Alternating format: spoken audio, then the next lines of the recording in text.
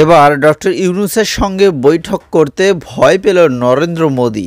করতে চাচ্ছেন না জাতিসংঘের যে বৈঠক হওয়ার কথা ছিল সেই বৈঠক।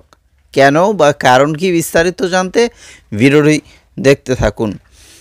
অন্তর্বর্তী সরকার প্রধান উপদেষ্টা ডক্টর মোহাম্মদ ইউনূসের সঙ্গে আপাতত বৈঠক করতে চাচ্ছেন না ভারতের প্রধানমন্ত্রী নরেন্দ্র মোদি, এমনটাই মনে করছেন বিশ্লেষকরা। তাদের মতে এখন যদি ডক্টর ইউনূস এর সঙ্গে মোদি সরকার সরাসরি বৈঠক করতে হয় তাহলে সাবেক প্রধানমন্ত্রী শেখ হাসিনার ব্যাপারে আলোচনা করতে হবে। আর মোদি এখন হাসিনাকে নিয়ে কথা বলতে চাইছেন না, কারণ আলোচনায় অবশ্যই হাসিনাকে ফেরত দেওয়ার বিষয়টি উঠবে। ওয়াশিংটন ভিত্তিক উইলসন সেন্টারের দক্ষিণ এশিয়া ইনস্টিটিউটের পরিচালক মাইকেল কুগলম্যান বলছেন, ঢাকার সঙ্গে দিল্লির সম্পর্ক খুবই স্পর্শকাতর একটি বিষয়ে পরিণত হয়েছে।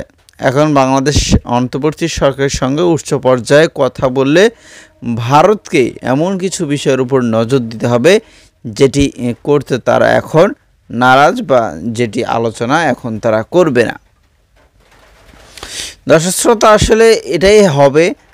আপনারা জানেন যে যদি তাদের এই দুই বৈঠকটা বসে অবশ্যই হাসিনাকে ফেরত চাইবে। আর যেহেতু আজকে মার্কিন যুক্তরাষ্ট্রের পার্লামেন্টের বেশ কয়েকজন প্রতিনিধির সাথে ডক্টর মোহাম্মদ ইউনূসের সঙ্গে বৈঠক হয়েছে এবং সেইখানে আশ্বস্ত করেছে যুক্তরাষ্ট্র এই যে বর্তমান সরকার রয়েছে, অন্তর্বর্তী সরকার ডক্টর মোহাম্মদ ইউনূস তাদের সঙ্গে আছে।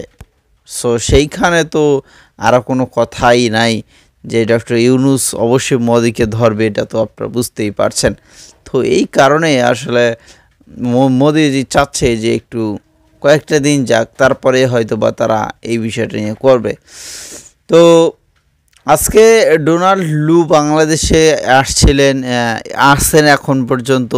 তো শেষ পর্যন্ত তিনি কি বার্তা দিয়ে যাবেন বাংলাদেশকে, এবং বর্তমান যে কয়েকজন সমন্বয়ক রয়েছে সেই সমন্বয়ক নিয়েও অনেক সমালোচনা হচ্ছে, সেই বিষয় নিয়েও কোনো কথা হবে কি না সেটাও হয়তো বা আমরা শেষ প্রান্তে গিয়ে দেখতে পারবো।